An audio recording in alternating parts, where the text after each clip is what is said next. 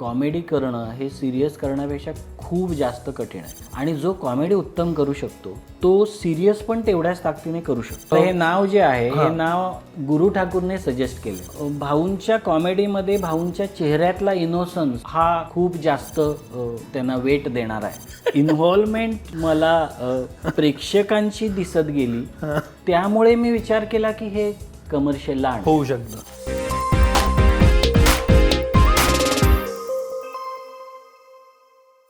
नमस्कार, मी सौमित्र बोटे, मित्र म्हणे लाईमलाईटमध्ये तुम्हा सगळ्यांचं स्वागत.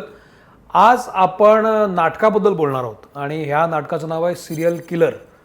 गेल्या काही दिवसांपासून याच्या जाहिराती नेहमी लक्ष वेधून घेत आहेत आणि भाऊ कदम ह्याच्या मुख्य भूमिकेत आहेत आणि इतरही कलाकार आहेत. त्यांना आपण भेटणार आहोतच, पण त्याआधी या नाटकाचा लेखक आणि दिग्दर्शक केदार देसाई आपल्यासोबत आहे.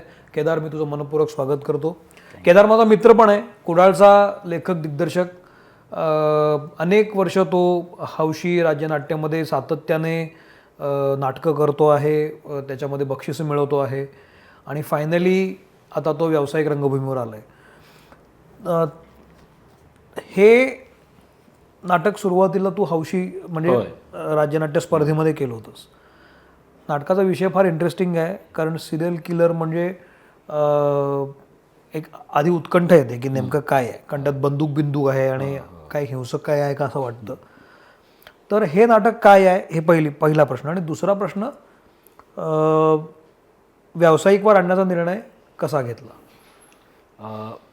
हे नाटक नावावर जर गेलं, आता तेच होतं ॲक्च्युली की सिरियल किलर. आता तू म्हणालास तसं की काही बंदूक आहे का किलर आहे, तर त्यातली जी सिरियल आहे ही टी व्हीमधली जी सिरियल आहे, अच्छा, ती सिरियल आहे. हां, मग त्या सिरियलमुळे एखाद्याच्या आयुष्यात काय होऊ शकतं, हां, मग त्या लेवलवर आता आधी नाटक हे आलं कसं. तर असंच घरात बसलेलो आणि आमच्याच घरातली चर्चा की अरे तिचा ॲक्सिडेंट झाला. म्हटलं कोणाचा? ते नाही होते सिरियलमध्ये. मी म्हटलं एवढा इम्पॅक्ट होऊ शकतो. मग त्याच्यावरनं विचार केला की असं खरंच जर एखाद्याच्या आयुष्यात फार मोठा प्रश्न निर्माण झाला की बाबा आता माझं काय होणार ह्या सिरियलमुळे किंवा ह्या इम्पॅक्टमुळे, मग त्याच्यावरून ते सुचत गेलं. मग ते लिहिलं.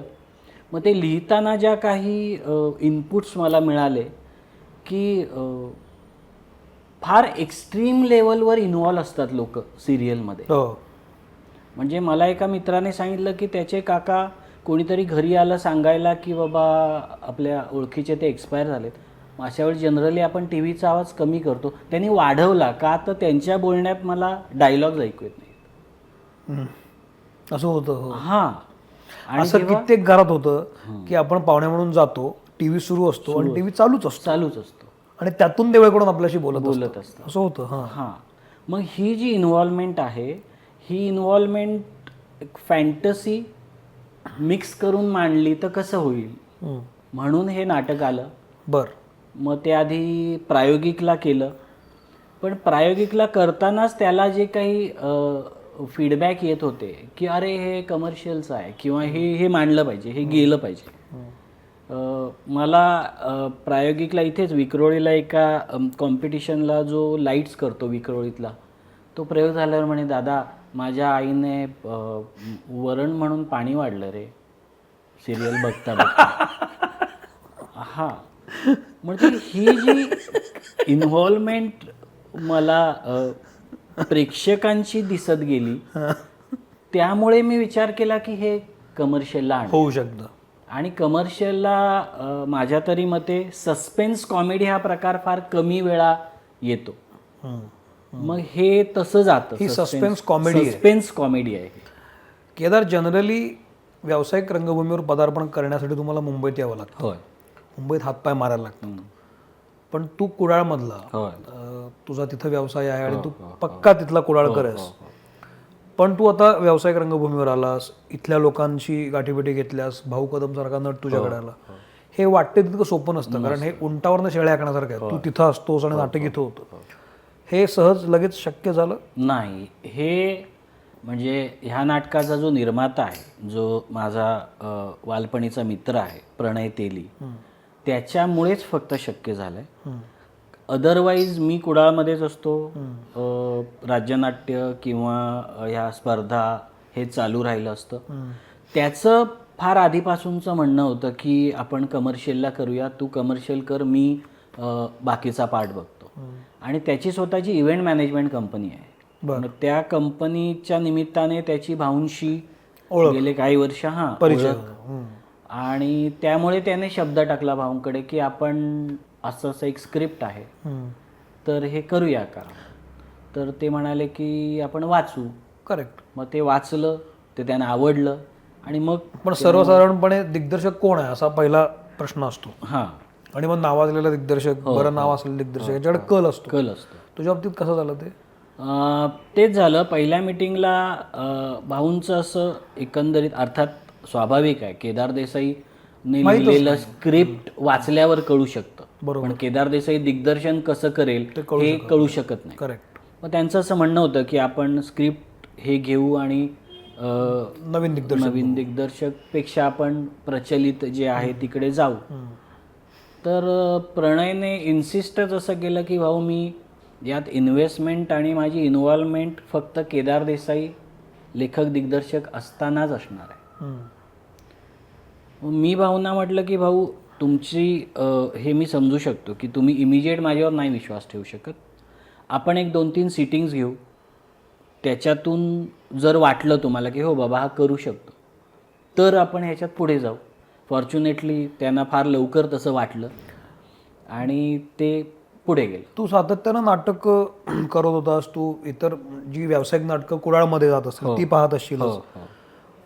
तुला असं नाही वाटलं की मग हे नाटक दुसऱ्या दिग्दर्शकाकडे देऊया, मग ते चांगलं होईल, किंवा हे आपणच करूया कारण आत्ता जे चालू आहे ते मला फारसं योग्य वाटत नाही, असं काही 2 विचारधारा असू शकतात? नाही, बेसिकली मी लेखक नंतर आहे, कारण मी गरजेचा लेखक आहे. मी दिग्दर्शक आधी आहे. बरं. दिग्दर्शक, अभिनेता आणि गरज म्हणून लेखक असा माझा बायोडाटा प्रवास होऊ शकतो. कारण काय होतं, प्रायोगिक करताना हल्ली अर्थात स्क्रिप्टशी वानवा आहेच. त्यामुळे मग ते कोणाला तरी मागायचं, मग फोन करायचे. मग एक अलीकडे एकांकिकांपासूनच थोडासा पुण्यात जास्त येतो ट्रेंड की जे नवीन लिहितात ते पण लगेच अरे ते बाळ आहे रे वगैरे असं म्हणतात स्क्रिप्टबद्दल. हे अशा अनुभवातून मी वैतागलो आणि लिहायला सुरुवात केली. त्यामुळे मी बेसिकली लेखक नाही, म्हणजे मी कायम दिग्दर्शक आहे. त्यामुळे मला ते नाटक आधी दिसलं. ओके. हां, म्हणजे पहिला शब्द लिहायच्या आधी पडदा पडताना काय फ्रेम असणार आहे किंवा काय ती सिच्युएशन असणार आहे की कुठे जाऊन ते संपणार आहे हे मला आधी क्लिअर होतं. बरं. त्यामुळे माझ्या तरी मते मी जे लिहिलं आहे ते मी जास्त व्यवस्थित बसवू शकतो हा माझा विश्वास. त्यामुळे जनरली हौशी राज्य नाट्यमध्ये जे भाग घेतात त्यातल्या बऱ्याच लोकांना पुढे व्यावसायिकवर यायचंच असतं, आपलं नाटक मुंबईत यावं असं वाटतच असतं. तुझं आत्ताच उत्तर फार महत्त्वाचं आहे जे तू देशील की हौशी वरून एका गावातून किंवा एका छोट्या शहरातून जेव्हा मुंबईत येणं हा प्रवास असतो, हा किती अवघड आहे का किती सोपा आहे? याच्यात मी पहिल्यांदाच म्हटलं तसं की मी जे म्हटलं की याच्यात प्रणय तेली ज्याने इन्व्हेस्ट केलेत, ज्याने म्हटलंय की आपण करूया, हा नशिबाचा भाग आहे. की प्रणय माझा मित्र आहे आणि त्याला असं वाटणं हा कुठेतरी नशिबाचा भाग आहे. कारण आज हौशीमध्ये म्हणशील तर 90% लोक टॅलेंटेड आहेतच. म्हणजे मी तर म्हणेन की हौशीमधल्या ज्याला नशिबाने व्यावसायिकला चान्स मिळाला आणि तो व्यावसायिक झाला, त्यात बऱ्याचदा असं होतं की टॅलेंट आहे पण नशीब हा जो पार्ट आहे ते तुम्हाला मिळणं हा माझ्या मते सगळ्यात जास्त अवघड पार्ट आहे. आणि आल्यानंतर मग ह्या ज्या काही सगळ्या ही गणित आहेत, म्हणजे व्यावसायिक नाटक हे प्रायोगिक नाटकापेक्षा वेगळं कुठे ठरतं तर जी आर्थिक गणित आहेत किंवा मार्केटिंगची गणित आहेत, ह्या गणितांमध्ये हे वेगळं ठरतं. ते तुम्हाला जर ॲडजस्ट करता येत असेल तर तुम्ही येऊ शकता, अदरवाईज हे अवघड आहे. ओके, आता आपण नाटकाबद्दल बोलूया. ओके. मग तुझा प्रवास साधारण कळला की तू कोण आहेस, कसा आहेस, कुठून आलास. सिरियल किलर जेव्हा आता नाटक करायचं ठरतं तर यातली पात्ररचना कुतूहल निर्माण करते. तर भाऊ, हो. गायत्री दातार आणि गौरी किरण गौरी किरण यांचं सिलेक्शन कसं झालं? आता या नाटकात जो लीड आहे भाऊ कदम जो रोल करणार, तर भाऊंच्या कॉमेडीमध्ये भाऊंच्या चेहऱ्यातला इनोसन्स हा खूप जास्त त्यांना वेट देणार आहे. हो. तर मग ह्या नाटकात जर त्याला असा प्रश्न पडला असेल की आता माझं काय होणार, हा प्रश्न भाऊंच्या चेहऱ्यावर कुठेतरी ऑलरेडी आहे. आहेच. आता पुढं माझं काय? हां, आता पुढे माझं काय. हां, मग त्यासाठी त्यांना वेगळा स्टान्स घ्यावा लागत नाही. मग तो जो इनोसन्स आहे तो त्या रोलसाठी खूप महत्त्वाचा आहे आणि भाऊंनी तो थ्रूआउट जपला आहे. म्हणजे रिहर्सल्सला सुरुवात करतानाच भाऊंनी मला सांगितलं की केदार, मी दिग्दर्शकाचा नट आहे, बरं, तू जसं सांगशील तसं मी करणार, मला वाटलेले इनपुट्स मी तुला देईन, हवे तर घे, नाहीतर ठीक आहे तुला हवं तसं कर. आणि त्यांनी ते फॉलो केलं पूर्णपणे.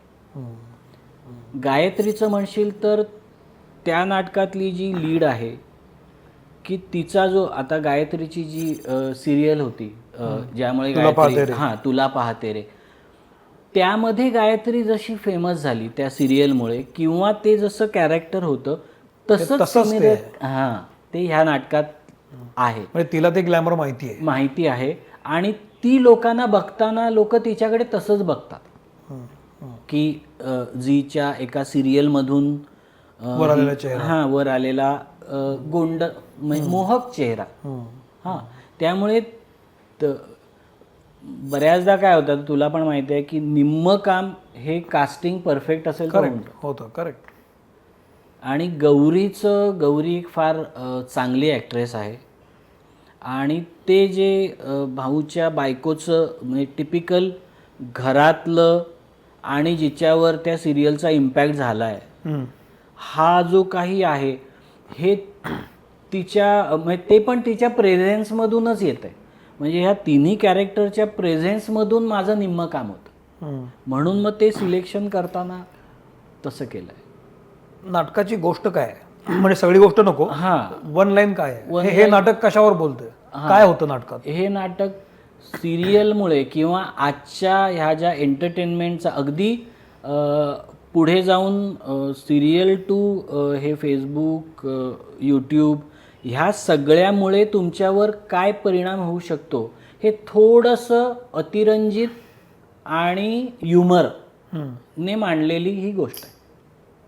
बरं, ह्याच्यामध्ये आत्ता जे मालिका विश्वात जे चाललंय, आत्ता ज्या मालिका टी व्हीवर चालू आहेत त्या मालिकांबद्दल जे लोक काही बोलत असतात, जसे त्या मालिकेचं कौतुक करणारे लोक आहेत तसे नावं ठेवणारे लोक पण आहेत. एक नेहमीचा शब्द असतो की सिरियलमध्ये पाणी घातलं जातं वगैरे वगैरे.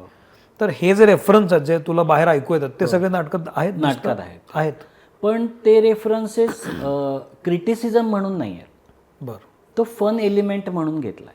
बरं, म्हणजे बघताना प्रेक्षक कुठेतरी असं म्हणतो अरे हे मी हे करतो. बरं, हां, म्हणजे तो चिमटा त्याला तसा जातो.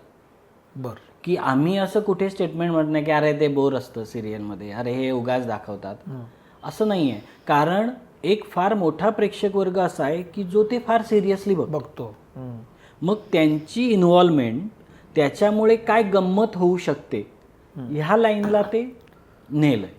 ते कुठेही आपण त्याच्यावर क्रिटिसाइज करत नाही, कारण तो विषय नाही आहे. तो भाऊनं आत्तापर्यंत जी नाटकं केली त्याच्यामध्ये तो नेहमी त्याच्यासोबत कोणीतरी एक कॅरेक्टर असतं किंवा एक आणखी ॲक्टर असतो. करून गेलो गाव असू दे किंवा यापूर्वीची नाटकं, इथं तो सोलो आहे. मग त्याच्यावर असा विश्वास दाखवावासा वाटला का एक, आणि दुसरी गोष्ट भाऊनं हे कसं घेतलं की आता आपण सोलोच आहोत?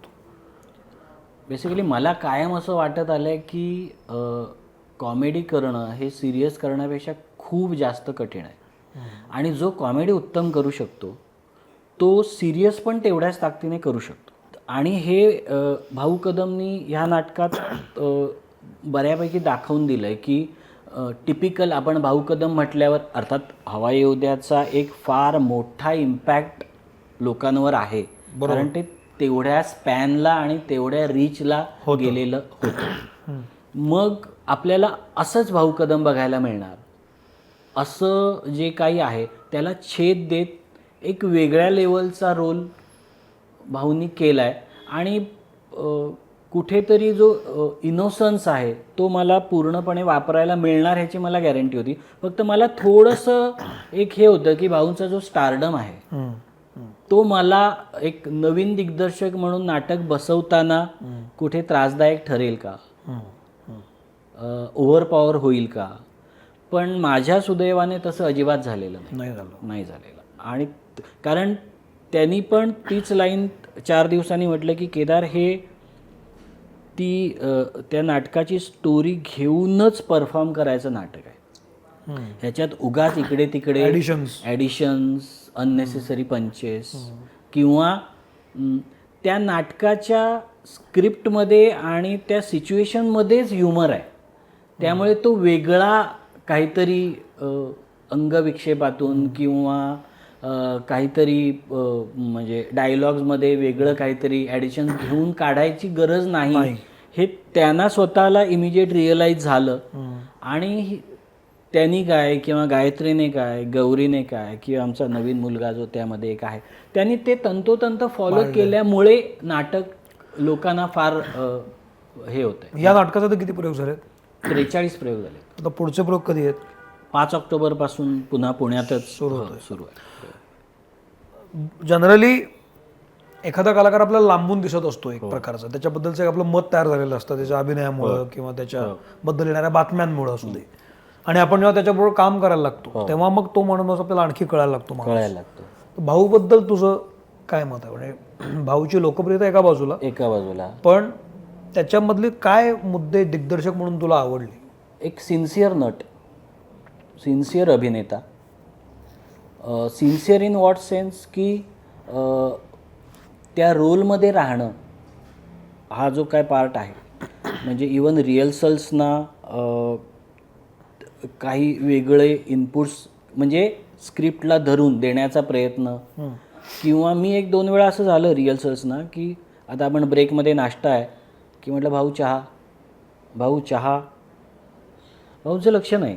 म्हटलं भाऊ काय रे, म्हटलं काय झालं? नाही रे, मी जरा ह्या मूडमधून त्या मूडमध्ये जाणं जे आहे ते मला किती झेपतंय त्याचा विचार करतो.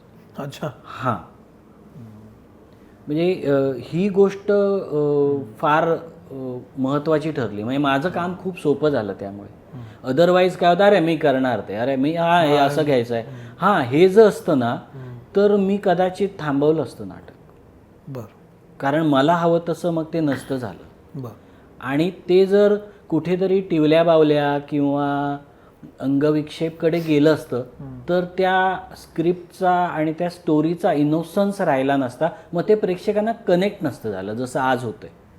आणि माझ्या फॉर्च्युनेटली हे भाऊंकडनं फार व्यवस्थित आणि सिरियसली हँडल केलं. म्हणजे कॉमेडी फार सिरियसली केली आहे त्यांनी.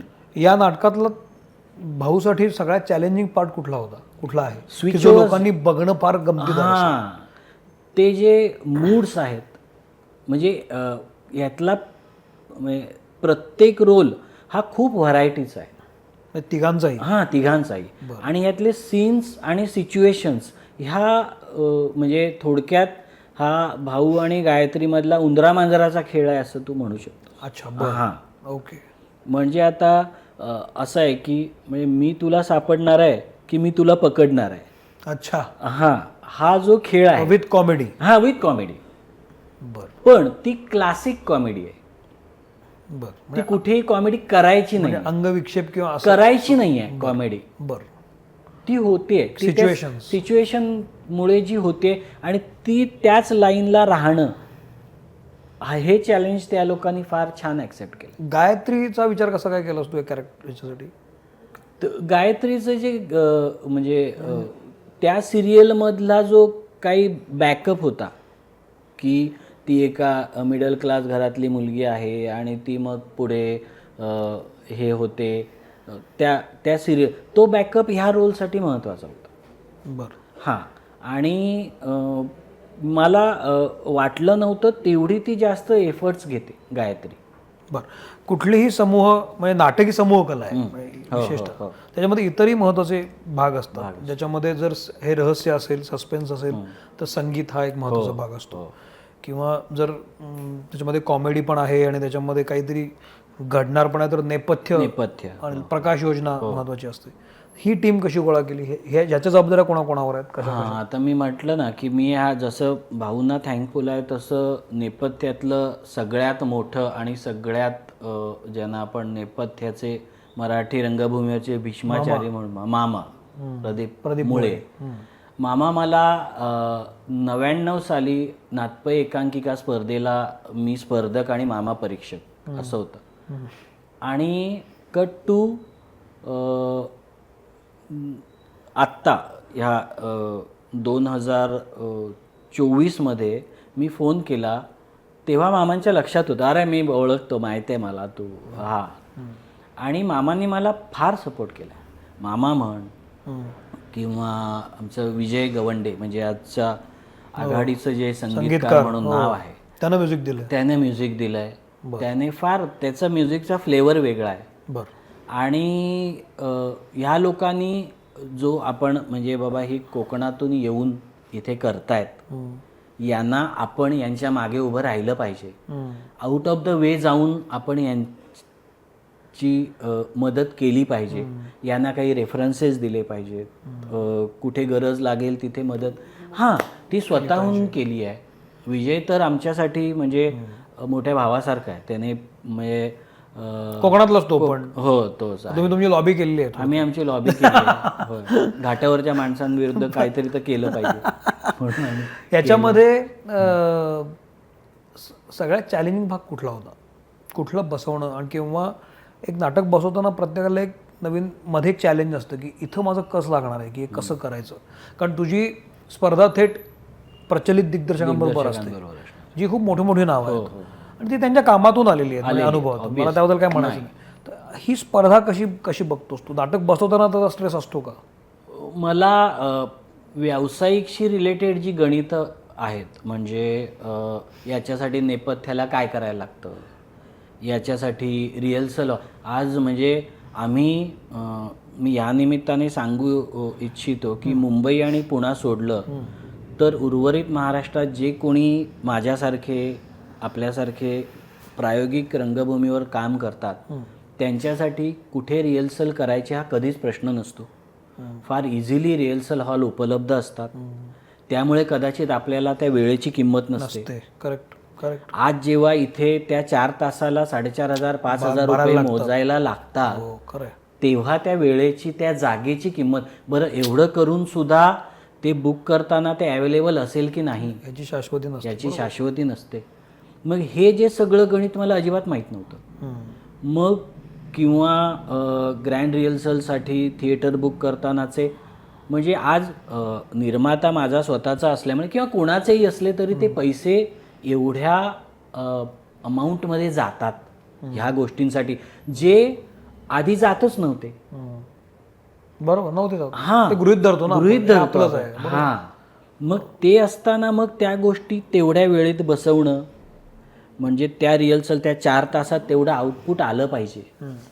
कारण तिथे कसं होतं, चल 10-8 दिवसाचं 15 दिवसात झालं तरी आहे, माझ्याकडे वेळ आहे प्रायोगिकला. इथे तसं नाही आहे, मला 4 दिवसात करायचं, कॅल्क्युलेशन झाली सगळी. बरोबर. तो पार्ट माझ्यासाठी नवीन होता. बरं. आणि दुसरी गोष्ट की याचं जे एक व्यावसायिक गणित आहे म्हणजे तारखा, थिएटर्स, हे गणित मला कळायला आणि त्याच्यामधले बारकावे म्हण किंवा इथे जशी फार जेन्युअन माणसं आहेत तसंच इथे म्हणजे नाण्याला 2 बाजू असतात. बरोबर. मग त्या बाजू ओळखणं बरोबर आणि पुढे जाणं हा पार्ट होता. आणि नाटकाच्या बसवण्याबद्दल म्हणशील तर त्याचा जो ह्युमर आहे तो प्रसंगनिष्ठ आणि त्या कथानिष्ठ असल्यामुळे ते न हलता तो पुढे झाला पाहिजे. तो पुढे जायला पाहिजे. बरोबर. तो बॅलन्स बिघडता कामा नये. ओके. सिरियल किलर हे नाटक आता आम्हाला कळलं की हे नावासारखं असं हिंसक नाहीये, नाहीये. तरी सिरियल म्हणजे हो, टीव्ही सिरियल मधली सिरियल आहे सिरियल आहे ती. आणि मग तो किलर पण आहे. आणि तो भाऊ कदम सारखा किलर असल्यामुळे हा, साधारण पुढे काय होणार याचा अंदाज आपल्याला लागू शकतो की असा जेव्हा किलर तुमच्या घरात घुसणार आहे. हे मला कळलं. आता हे नाव जे आहे हे नाव गुरु ठाकूरने सजेस्ट केलेलं आहे. अरे वा. कारण मूळ जे प्रायोगिकला केलेलं तेव्हा याचं तुझ्यात जीव रंगला असं नाव होतं. अच्छा, बरं. हा, पण गुरु म्हणाला की नाही, हे आपण सिरियलवर जातोय आणि भाऊ कदम किलर म्हणून जेव्हा असणार तेव्हा लोक असं नाही म्हणणार की बाबा हे काहीतरी घेऊन 4 खून करेल आणि रक्ताच्या थारोळ्या वगैरे असलं काय होणार नाही. हे लोकांना हे कारण किलर भाऊ कदम आहे. हा, किलर भाऊ कदम आहे. म्हणजे पोस्टरवर भाऊ कदम आहे आणि नाव सिरियल किलर आहे. हाच कॉन्ट्रास्ट म्हणे गमतीदार आहे. ओके. म्हणून ते नाव. वा, म्हणजे अशी वेगवेगळी माणसं जोडली गेली. शेवटचा प्रश्न विचारतो. ओके. सिरियल किलर हे नाटक लोकांनी का बघितलं पाहिजे असं तुला वाटतं? हां, म्हणजे मी एक कॅप्शन काढलेली की जेवणात मीठ आणि वेळेवर ताट समोर यायला हवं असेल तर बायकोला नेऊन सिरियल किलर दाखवा. अच्छा. ओके. बर. आणि म्हणजे बघताना बायको नवऱ्याला म्हणेल की हे तुम्ही हे करता आणि नवरा बायकोला म्हणेल की तुम्ही हे करतेस. हे जे आहे, किंवा कुठेतरी अति होतंय का आपल्याकडून, ही जी मीडियम्स आहेत ही हाताळताना थोडंसं आपण ओव्हर करतोय का. म्हणजे मगाशी आपण म्हणालो तसं की घरात पाहुणे आले त्याने आपल्या हातात मोबाईल आहेत किंवा घरातली 4 माणसं शेजारी शेजारी बसून मोबाईल आपापला बघतात, हे अति होतंय का. किंवा मी सिरियल बघताना म्हणजे मी सांगतो ना, आमचे काका गणपतीला आरती 8:30 नंतर करूया म्हणतात. का ते सिरियल झाल्यावर करू 8:30ला संपते. हां, मग हे जे काय आहे हे गणित जरा थोडंसं सांभाळता येईल का. वा, मला प्लॉट गमतीदार वाटलाय. फक्त होतंय कसं की म्हणजे 43 प्रयोगातला एक अनुभव आहे की बऱ्याच जणांच्या अशा रिॲक्शन्स आल्या की आम्ही नाव सिरियल किलर आहे म्हणून येणार नव्हतो, काहीतरी असं खून असेल हे असेल, पण आता नाटक बघितलंय तर आता विथ फॅमिली येणार. बर. ओके. तर ते प्रेक्षकांनी म्हणजे नावाला काय म्हणतात ते नावामुळे टाळू नये बघायचं. आणि मुद्दा सिरियल किलर म्हणजे तो वेगळा वाटतो, पण ही सिरियल म्हणजे सिरियल आहे, मालिका आहे. त्यामुळे इथं लगेच तो गोष्टी बदलेल. मला खात्री आहे की या एपिसोडमुळे ते क्लिअर होईल आणि कनेक्ट होतं नाटक, प्रत्येकाला कनेक्ट होतं. म्हणजे आपला गाढवपणा पण लोक कनेक्ट करतात आणि हसतात. ती बऱ्याचदा नाटकातल्या जोकवर न हसता बहुतेक स्वतःवर जास्त हसतात. मग ते एन्जॉय करायसाठी लोकांनी बघावं. वा. तर हे नाटक 5 ऑक्टोबरपासून पुन्हा एकदा रंगभूमीवर येणार आहे. केदार देसाई लेखक, दिग्दर्शक आणि अष्टविनायक मला वाटतं तुमच्याबरोबर असोसिएट झालेलं आहे. कारण दिलीप दादा, मला हे एक सांगायचं आहे मला की दिलीप दादा कसं होतं, एक सोबत कोणीतरी मोठा भाऊ लागतो. म्हणजे तुम्ही जेव्हा नवीन ह्याच्यामध्ये येता तेव्हा ते पाठीशी असे उभे राहिलेत की तुम्ही करा, मी आहे, आणि काहीही अपेक्षा न ठेवता पूर्ण मदत, स्वतःच्या बॅनरचं नाव देऊन प्लस काही लागेल तरी मला सांग रे, मी करतो, मी आहे, तुम्ही करा. हे जे त्यांनी दिलंय हा पाठिंबा फार मोठा आहे. वा. तर अशी सगळी माणसं एकत्र येऊन त्यांनी सिरियल किलर नाटक केलेलं आहे. नाटक अतिशय कॉमेडी प्लस लाईट आणि फॅमिलीचं नाटक आहे आणि सर्वांनी पाहावं, म्हणजे कुटुंबातल्या सर्वांनी पाहावं असं हे नाटक आहे. तर हे नाटक जरूर पहा आणि कसं वाटतंय मला सांगा, त्याला सांगा. या नाटकात काम करणारे सगळे मंडळी सोशल मीडियावर आहेत. तुमचं पेजही आहे, मला पेजही आहे, नाटकाचं पेजही आहे. तर मला खात्री आहे की हे नाटक यशस्वी होईल, त्याचे खूप हजारो प्रयोग व्हावेत. आणि थांबूया इथे. तुला खूप साऱ्या शुभेच्छा. थँक्यू. हे पहिलं नाटक आहे तुझं, पहिलं नाटक, पण ही सुरुवात आहे असं आपण म्हणू. यातून प्रत्येक वर्षी तुझं नवीन नाटक यावं, जे तू लिहावंस. सो शुभेच्छा. हा एपिसोड कसा वाटला मला जरूर सांगा आणि नाटक पाहायला विसरू नका. थांबतो. धन्यवाद.